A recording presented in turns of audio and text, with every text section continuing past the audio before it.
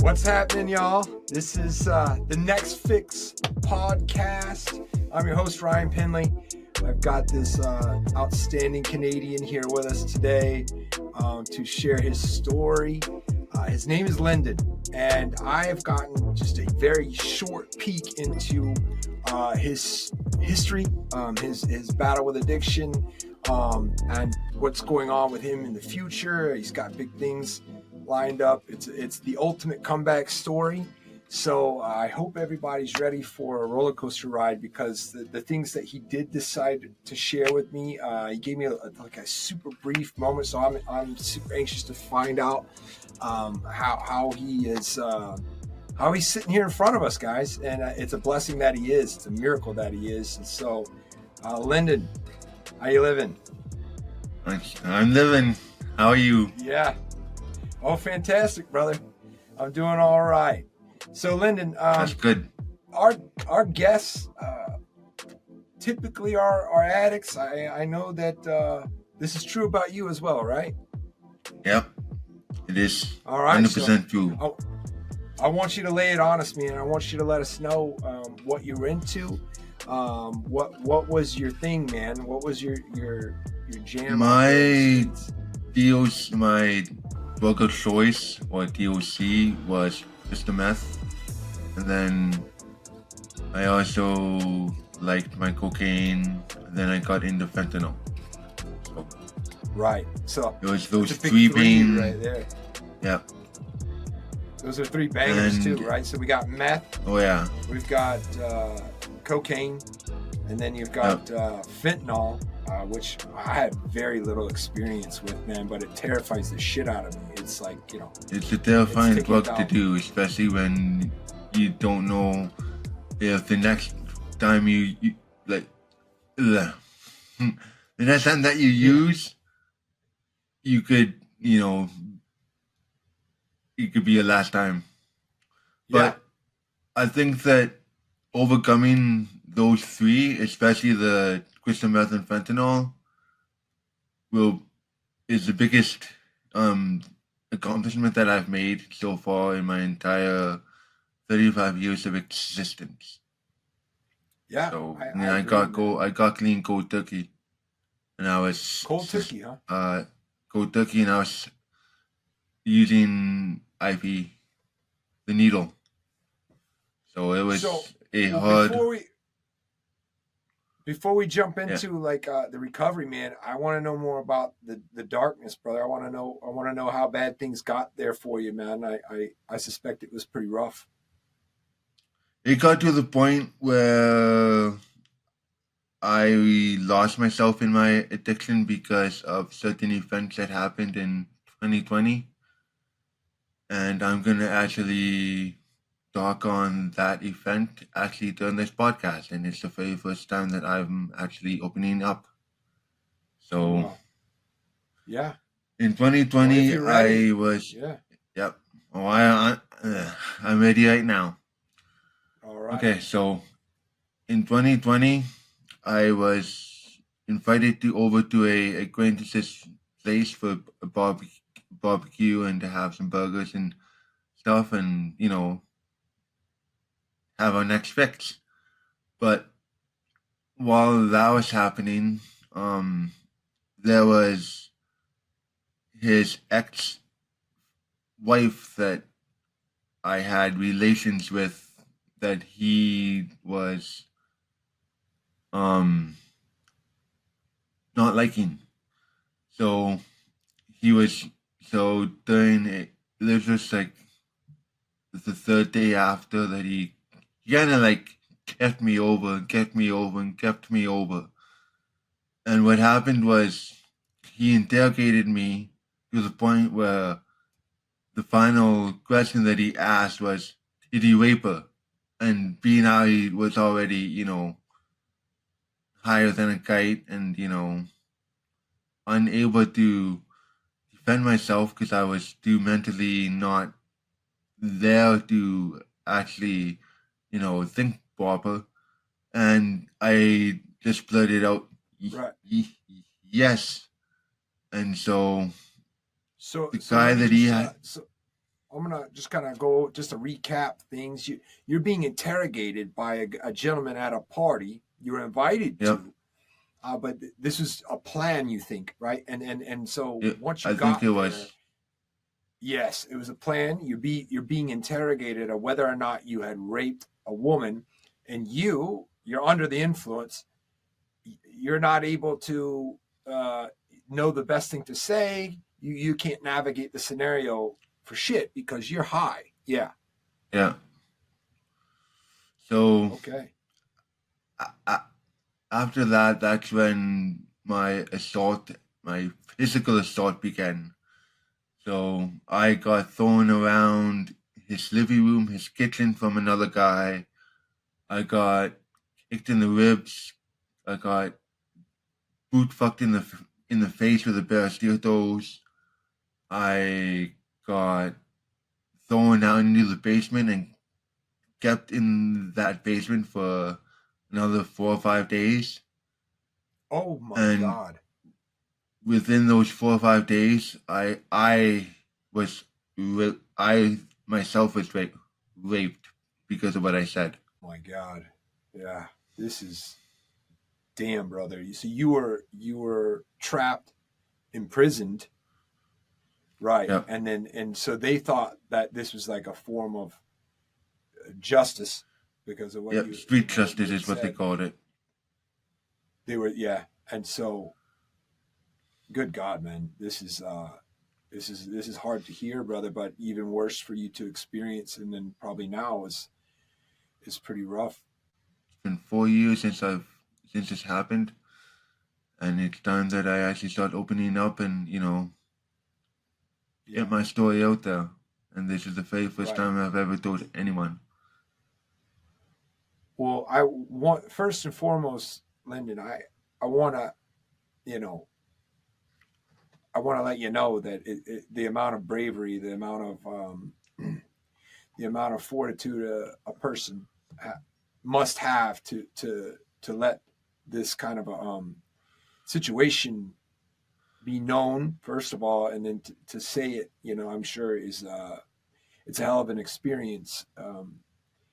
And so if you want to continue, I mean, you know, I Yeah, we can. Yeah, I we am, can. yeah, go ahead, brother. And I then, forgive me if I'm a little, like, again, like I had said, like, this is news to me. I knew yeah, a very small amount, so this is yeah. it's shocking.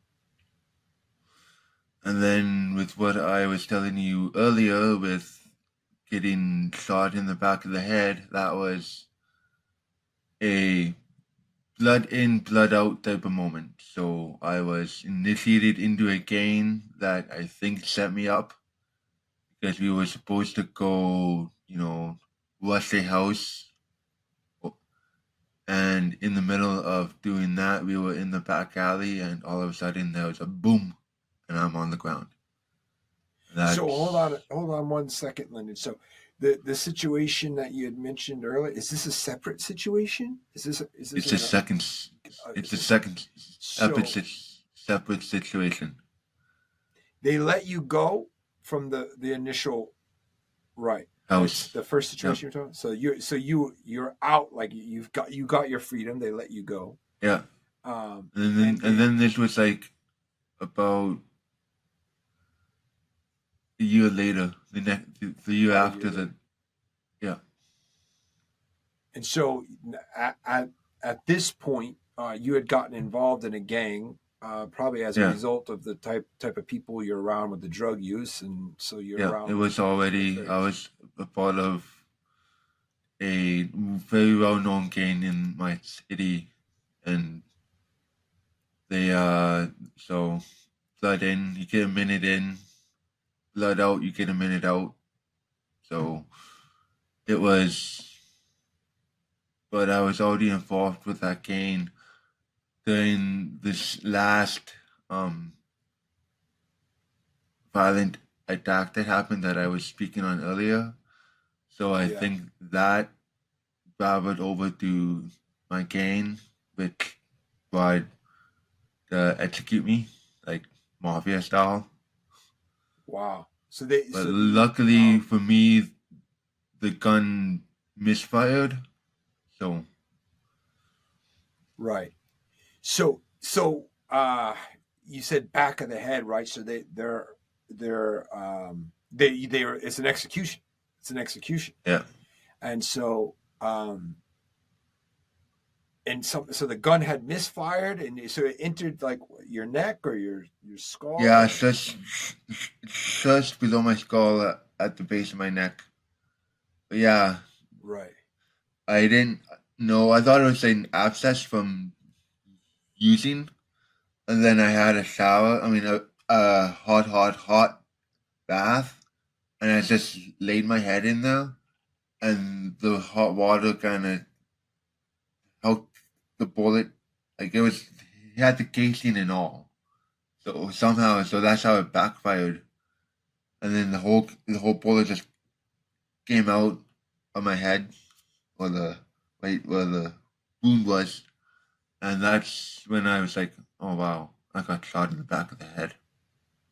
So wait, hold on. I'm so sorry, Lyndon. I hate to like. I'm just trying to. So they shot you. Where did you wake up, or did you? Or are you? I woke up What is in. that again? I woke up. I don't even remember. I woke up in my bed. I don't know how I got there. Right. Yeah. Was there blood everywhere, or what was the? How Oh, was I, the? I don't. There was a bit of blood, like quite a bit of blood on my clothes, but I had already had a band-aid, a towel that I wrapped around it badly to stop the bleeding. I went Right. to bed. Jesus, man. So, did you ever go to a doctor? Did you? I mean, what the? I don't Yeah, know. I It's did. like, I did. yeah. They wouldn't do anything because the bullet was already out, and there wasn't much damage done to the my internal organs. So I was I got very lucky, Right. and that Right. was about the same time that I got sober in 2022. Okay.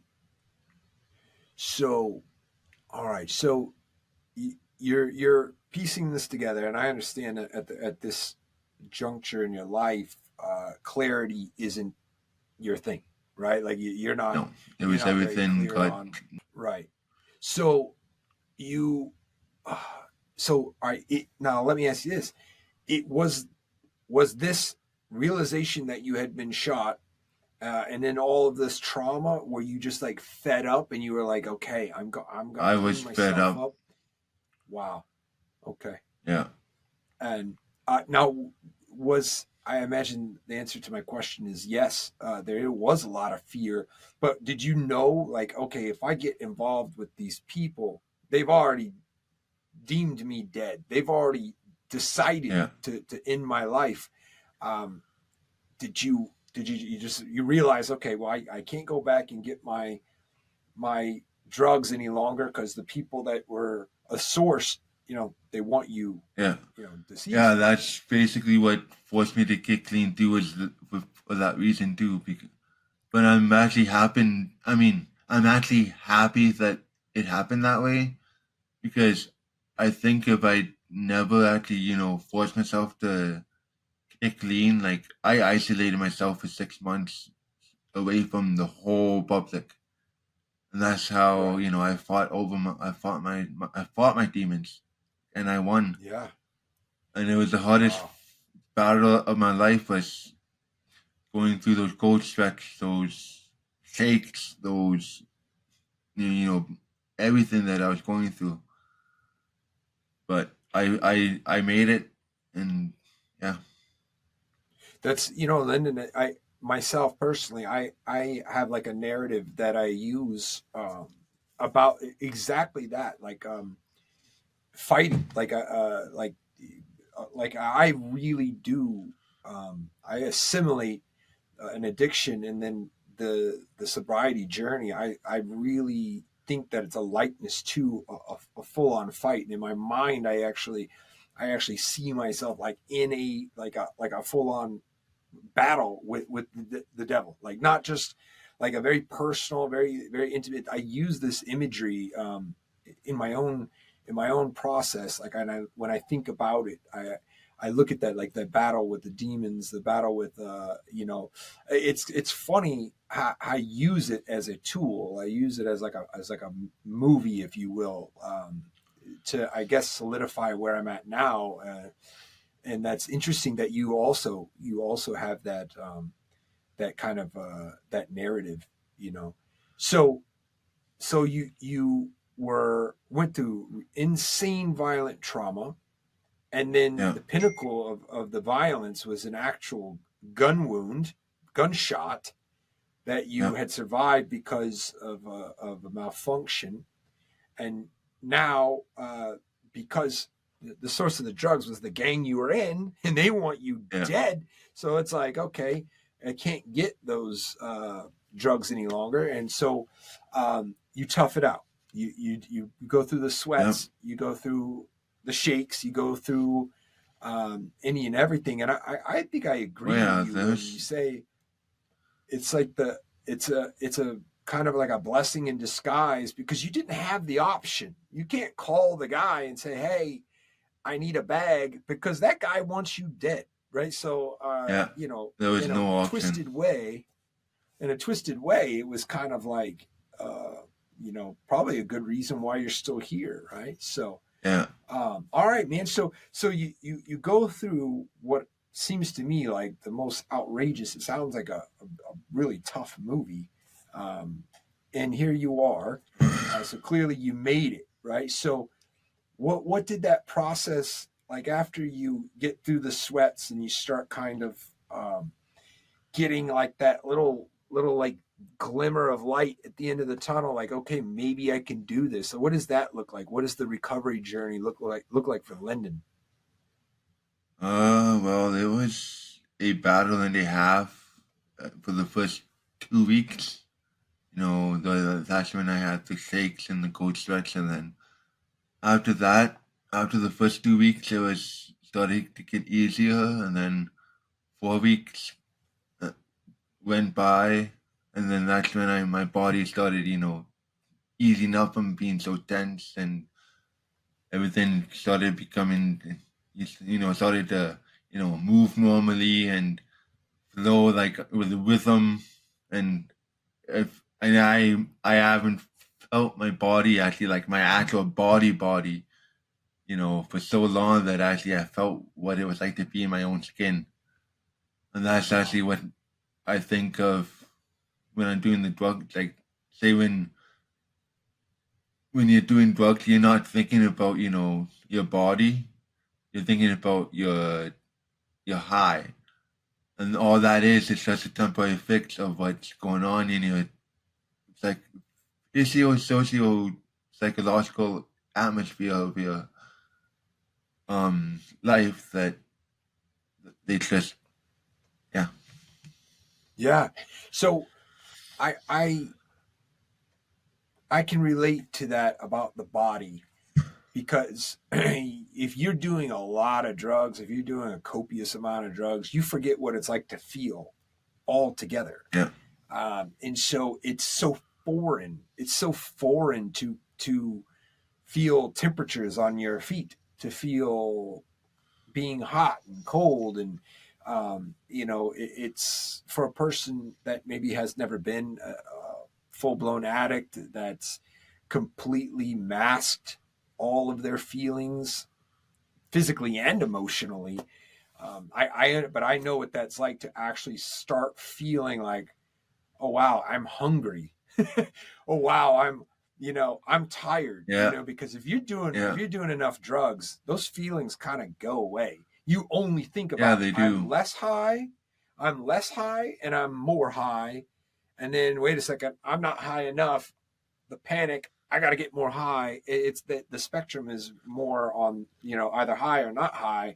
And so Yeah. when these other biological things like hunger, fatigue, sleepiness, muscle cramps, like that stuff's all out the Yeah. window if you're on enough drugs. That's for certain. Yeah, it is. So, all right. So you've gotten through, and there's varying levels of stages, I guess, and I think they're unique to every individual when you're starting to get sober. But there's like that hard initial like withdrawal stage, and you're basically sick. You can't operate in the world. But now, at the point in the story, you're starting to move.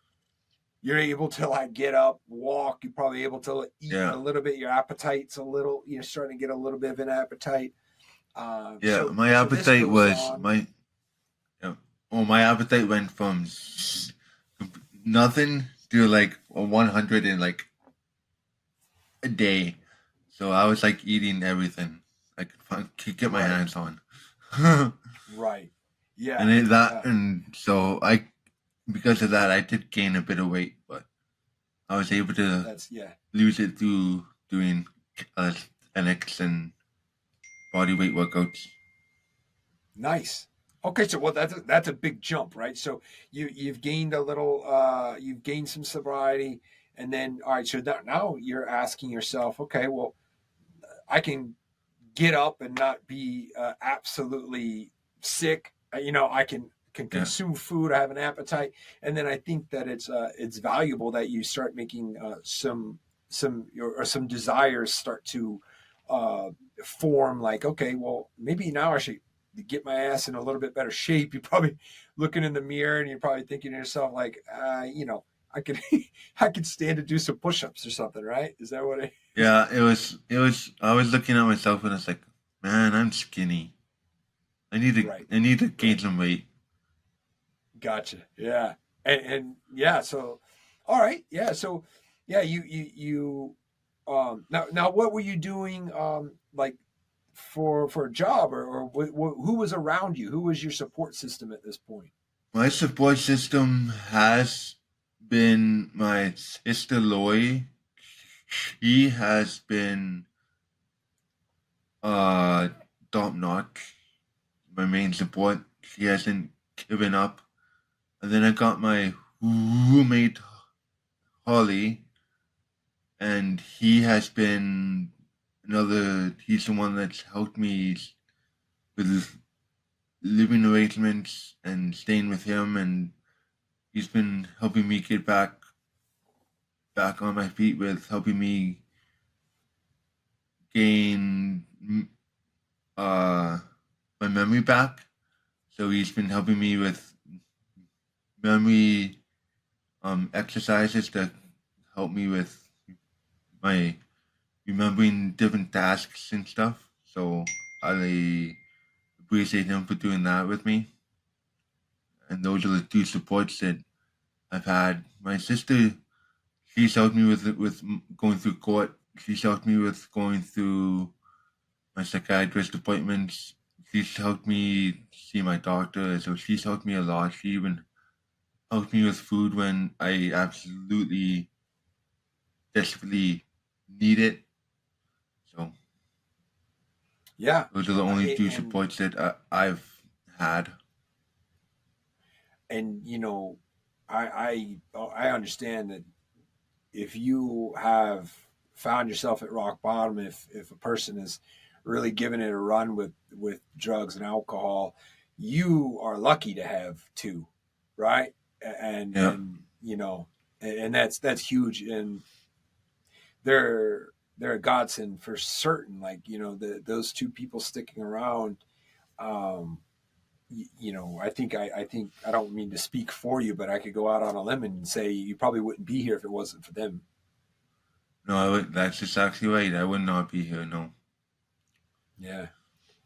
But they are here and you're here. And so they, man, I'm sure it was very hard for them. I know for me, when I was thinking, oh, well, do I get new friends? I started having sobriety and I knew that a lot of my friends were still partying. A lot of my friends, it was like, I had to come to a decision of whether or not, like, do I need to just get a whole new group of people to be around to spend my time with, and I made a decision that I wanted to go back and get those friends, get that friend group. To me was very important, and it didn't matter that they might still drink a little or do drugs or whatever. I said it is important enough that I get them back. So I know how imperative it is to have those close individuals and to know that despite them going, I'm sure you caused them a lot of pain. And I I caused a know, lot of people a lot of pain. Yeah. yeah, and they made a decision as well, right? To stick by your side, and Yeah. that's really cool, man. That's a very impressive element to. It speaks volumes to how good of a person that you were maybe before you did drugs, or how that looked. But they see that person. From my experience, the people that I went back to regain their relationships, and it wasn't easy at first. They didn't believe shit I said. I said, oh, I'm sober. They said, yeah, right. And then I had to show them. I actually had to go. I went and I had lived with a couple of my best friends for like a month at a time, and they didn't want to let me in. They thought, oh, man, are you sure? And I said, oh, well, I ain't got nowhere else to go. And I kind of just stayed with them. But I was sober at the time. I had about a year of sobriety under my belt, but I had to show them. And one of them, he actually told me, I've heard this story before. I want to see it. You have to show me that you're telling the truth. And I did, and I'm glad I did. But if they hadn't known me before, if they didn't know me without the drugs and the lifestyle, then they probably would have never made that investment with their time. And I'm Yeah. sure that your roommate, your sister, I'm sure they feel the same way. They even as messed up as you were, they probably saw like in your eyes, like he's in there. He's in there somewhere. Yeah. Well, They did. that's really cool, man. And um, so I want to know. I want to know more about what you have on the horizon. You're doing calisthenics, which is, hey, anybody that's done calisthenics know they're hard as shit, right? Yeah. So you're working out, yeah, right. I'm working on doing a pistol squat, learning to do Say, a oh, pistol pistol squat. squat, shit, Yeah. man, dude. Well, hey, I could never do one. And for anybody that's watching, they don't know what a pistol squat is. A pistol squat is you have your hands out. You're on one leg, by the way. You're on one leg, by the way. The other leg is out straight in front of you. And a pistol squat, you lower yourself with one leg. You lower yourself down to the ground, right? And then back up, right? So you got to balance yourself. You have to be strong enough to push your ass up off of the ground with one leg. I think it's mostly the balance is like probably. Yeah, it's a balance that's a big problem. But that's why if you do it properly, you have your arms out and your leg out, and it's supposed to help you with balance. And yeah. Hey, well, I'll tell you right now. I mean, keep me posted on whether or not you actually pull it off, because I never got to do it. And I worked in a gym, and I remember there was a trainer, and his ass, he would do like 10 of these things. Pissed me off, but I want to know if you nail it though. Yeah, Okay. I want to know if you nail it. I'll let you know. What else you got going on? I mean, this is the next fix. Well, I did have a job interview with the Canadian government, but they denied me the job because they said I didn't have enough experience. But that's okay, because I'm actually looking at going to Stanford University and taking the AI course or cybersecurity course that they offer. So, hey, that's that the in the brother. future. I'm looking at the prices for that, and it's all online. So that is that is the future. AI, man. I mean, the way I see it, man. AI, it's like a tractor. Like when a tractor for farming. AI expedites a lot of tasks that 20 years from now, we're gonna like, remember when we used to do this, and now we don't do that. We just let AI just handle it. Like, go ahead and take care of this. So you getting in from what I consider as ground zero for AI interaction and knowledge and skill sets. Yeah, I think that's everything. If you actually look at all the AI that's out there now, it's phenomenal. There's so many chat programs like Chat GPT or TTP, which is Mhm. from OpenAI. There's uh, Microsoft Azure. There's Google Gemini. There's I could go on with. So yeah, no, I hear you. It's taking the world by storm. That is for certain. But I want to kind of just recap uh, what we've gone over here because I think it's important to drive this point home to anyone listening what what this journey looks like and how one it's incredibly unlikely. You probably should have been dead, right? Well, but let's just start from the you got addicted to some of the most major drugs that exists out there, that drugs that are responsible for killing so many people, not just from the excess or the overdose element of each one, especially fentanyl being hyper dangerous in our society currently, but also the lifestyle. And I think this is what you Yeah, suffered from. From you were imprisoned. I guess you were trapped in a house and assaulted for over and over again, and basically, you know, I mean, I can't even imagine how awful that must have been. I mean, and my words aren't really doing justice to your experience, but so you went from this, and then you were shot in the head, um, suffering, again, barely escaping death for certain. Um, and it still wasn't over. You still had to battle more. You had to battle your demons of addiction. I suppose it helped because your drug dealers all wanted you dead. I mean, we tried to find the silver lining in that one, if you count that, right? Like, however, that, here you are after all of that. You're doing pistol squats, working on your physical abilities, and now you're looking to tackle Chat GPT and AI functioning in the world, in the current world. And so I think you stand a pretty damn good chance if you could take on the demons of doing crack and fentanyl and cocaine. I think that you're gonna just stomp this AI knowledge, no problem. thank you. Yeah. When is that? When is that, Linda? When do we expect that you're gonna get into a program? Or I'm you gonna. still kind of My shopping for goal for programs? that is in the next 6 months. Got Is it. my Six goal months. for admissions and going into it. Nice. Yeah. Well, by then, I have a lot of confidence you'll be able to do a good solid 10 pistol squats. I think it's a good time frame. Yep. Well, I gotta say, man, Lyndon, it's been a pleasure to talk to you, brother. Your story is something. It's something out of a movie for certain. And have you ever thought of that? Have you ever thought about maybe doing a book or something? Oh yeah, I have. I actually Okay. have my own little autobiography. I actually wrote up someplace around here. Yeah.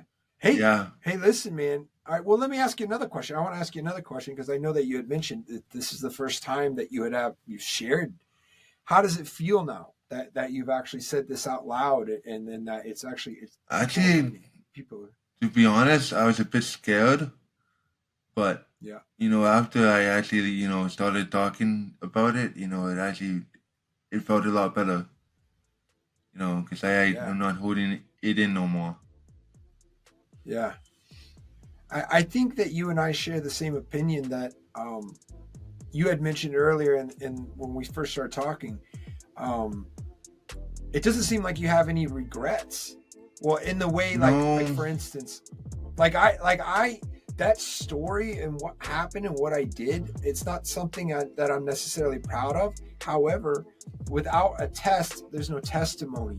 And I think that yeah, the degree of strength that I see in you and hearing your story and where you're at now, I think that the tragedy of these events that you had been speaking about, you can use this as as to your advantage, Yeah. by helping people and empowering them, showing them that it's possible. I mean, there's many different ways that I think that you could go with being able to take it. I don't want to say take advantage, but make the most of a bad thing, right? Yeah. Well, hey man, I can't wait to see what you get into, man. There's really, I don't think that there's anything that you won't be able to handle or tackle after going through what you have, man. If I can do a pistol squat, I can do anything. Right. Yeah, I agree. And if you do that, I will be happy for you and also a little jealous. And that's just a fact, man. But now maybe I'll go work on it. I don't feel like.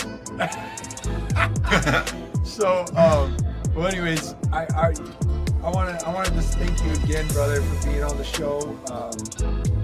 This is the Next Fix, you guys, and I'm very, very grateful to have met this man, Lyndon, and I hope you guys enjoyed the show today.